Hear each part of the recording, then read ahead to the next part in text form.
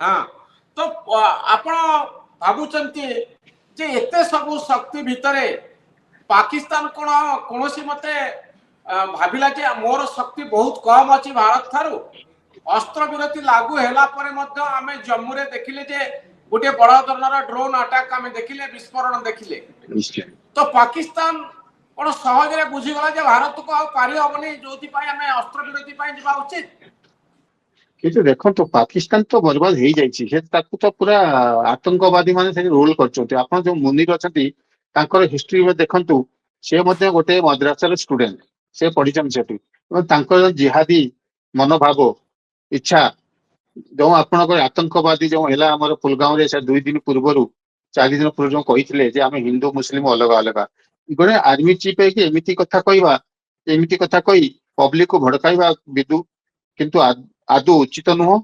जहाँ भी हो एटा पॉलिटिकल डिसीजन है किंतु मो मतरे मु जो पर्सनल मत कहूँ आउ किछि दिन चली था मेन से माने आसी से ड्रोन आमर पब्लिक स्पेस छाड़ुचंती आमर गाँ को छाड़ुचंती कौन टार्गेट कर आर्मी बेस को टार्गेट कर आमे कहीं करिवु नाही, आमे कहीं करिवु नाही। जदि आमे एते हेता कहीं 5-6 दिन चलिबा कथा है युद्धटा, युद्ध मु कहूनी आर्मी ऑपरेशन जल्दी सडनली कौन बंद है एवं गवर्नमेंट कौन पर डिसीजन नेले एवं तांको जणा थिबो आमे 26 प्लस 15-16 तांकर जदि आमे हिसाब कर नैचु ताले गवर्नमेंट जा भाबुचन से ठीक थिबो, पब्लिक का रिएक्शन देबे कोन हेची कोन नाही।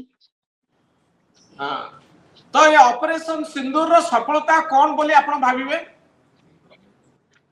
देखो सफलता माने आमे जानि देलु जे तुर्की रे जो ड्रोन थिला एवं चाइना जो अस्त्र थिला से बेकार, से भंगार, से होची स्क्रैप, किछि काम देलानी तांकर।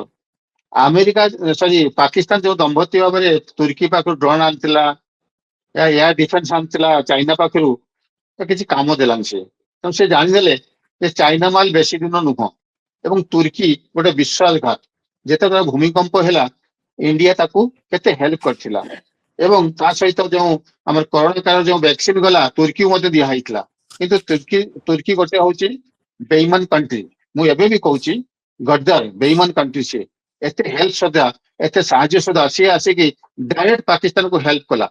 चाइना डायरेक्ट आसीनी से अस्त्र देजी डिफेंस से ये देजी किंतु हमर तुर्की डायरेक्ट आके इंटरफेयर कला पाकिस्तान को हेल्प कला। तेणु मोर मत जे भविष्य में भारत सरकार आउ तुर्की प्रति एते सहानुभूति देखांतु नाही। तो ये ऑपरेशन सिंदूर कौन प्रमाण कला कर्नल संजय? प्रमाण एमती कला कि जे आमर इंडिया रो जो डिफेंस आमे बहुत स्ट्रांग अच्छु, आमे चाहिले मध्ये आमे कराची इस्लामाबाद लाहौर एट टाइम आमे अटैक करि परिबु। आउ पाकिस्तान जो भिक मागी आनिथिला तुर्की रु एवं चाइना रु से अकामी से स्क्रैप आउ पाकिस्तान बेसी दिन युद्ध करि परिबो नै, ता पाखरे 4 दिन 5 दिन जाय तारो सबु थिबो, ता ऊपर को से युद्ध करि परिबो नाही। एवं आइठु जना पडिला हमर डिफेंस एवं ता सहित हमर पब्लिक एवं ता सहित हमर जो अपोजिशन पार्टी समस्ते एकाठी हेले, अपोजिशन एवं रूलिंग पार्टी एकाठी हेले एवं से माने युद्ध सम जानो तो डिफरेंट किछि समस्त अछि किंतु अपोजिशन जो आउ जो रूलिंग पार्टी एकाठी होई देश पई काम कले या देश प्रति अनुगत्य देखैले सेटा होछि भारत गोटे महान अचीवमेंट, बहुत बड़ अचीवमेंट। तो भारत बारंबार कहूची जे आतंकवादी शिविर ऊपर हमें अटैक कलु अमेरिका पाकिस्तान रो आर्मी किंतु आतंकवादी को सहायता करबा पई आगो को पळै आसला। हमर अटैक हमर टारगेट थिला आतंकवादी शिविर। तो आपण भाबुचंदी जो आतंकवादी शिविर ऊपर एते बड़ अटैक हला आगामी दिन रे पाकिस्तान किछि अंश रे अंतत सामयिक एई आतंकवादी मानकर शिविर खोलिबा सेमानकु ट्रेनिंग दबा प्रक्रिया जो जारी रहिछि सेतरु निवृत्त रहइबो सेतरु दूरे रहइबो ना ना बिल्कुल नो। आउ जो आप डेवलपमेंट हम पाकिस्तान ले आर्मी एवं जो गवर्नमेंट तांको भी डिफरेंट आसीबो एवं हुए सेठी मार्शल रोल भी आसी पारे। तार इतिहास अछि पाकिस्तान लो प्रधानमंत्री को हटेई सेठी मार्शल रोल भी आसी पारे। एक डिफरेंट आसी जी आर्मी चाहू नथिला सीज फायर पई किंतु अमेरिका चापरे हमर ताकर गवर्नमेंट एटा सीज फायर नै चंती तो या भी तो डिफरेंट आसीबो एवं बहुत डेवलपमेंट हम अपन जानिबे କିଛି ଦିନ ପରେ ଯେ ଆମେ ଆର୍ମି ସେଠି ପାକିସ୍ତାନରେ ମାର୍ଶାଲ ରୋଲ ଲଗେଇଦେଲା ଏବଂ ଆତଙ୍କବାଦୀ ହଁ କମ ହବ ନାହିଁ।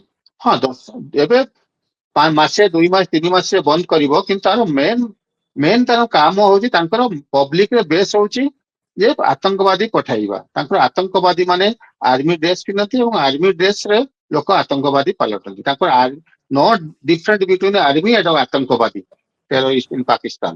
ଓକେ, ତେଣୁ ସେମାନେ କେବେ ବି ବନ୍ଦ କରିବେ ନାହିଁ। ଏବେ ମାସେ 2 ମାସ ରେଷ୍ଟ ନେଇ ବସିଯିବେ ସେମାନେ, ପୁଣି ତାଙ୍କର ସେଇ କୁକତ୍ୟ ତାଙ୍କର ସେ ଯୋଉ ଚାଲିବ ତାଙ୍କର ପୁଣି କେବେ ବନ୍ଦ ହବ ନାହିଁ। କିନ୍ତୁ ଭାରତ ସରକାର ଯୋଉ କାଶ୍ମୀରର କହିଛି ଅବସ୍ଥା ଯେ କଣ ଗୋଟେ ରହିବ ବୋଲି ଭାବୁଛନ୍ତି? ଅପରେସନ ସିନ୍ଦୁର ଏ ପରବର୍ତ୍ତୀ କାଶ୍ମୀରର ଅବସ୍ଥା? ନାଇଁ, କାଶ୍ମୀର ଅବସ୍ଥା କାଶ୍ମୀର ଯେମିତି ଥିଲା ସେମିତି ରହିବ ଏବଂ କାଶ୍ମୀରରେ କିଛି ଚେଞ୍ଜେସ ହବନି। ଆଉ ସିକ୍ୟୁରିଟି ଟାଇଟ୍ ହବ। ଯୋଉ ଆପଣଙ୍କର ଫୁଲଗାଁରେ ହେଲା, ଯୋଉ ପବ୍ଲିକ ଏରିଆ, ଯୋଉ ଟୁରିଷ୍ଟ ସ୍ପଟ, ସେଠି ଆମର ଆର୍ମି ରହିବେ, ପୋଲିସ ରହିବେ, କିନ୍ତୁ ଆଉ ସିକ୍ୟୁରିଟି ଟାଇଟ୍ ହେଇଯିବ। ଆଉ କିଛି ହବନି ପାକିସ୍ତାନ ଆମର କାଶ୍ମୀରରେ।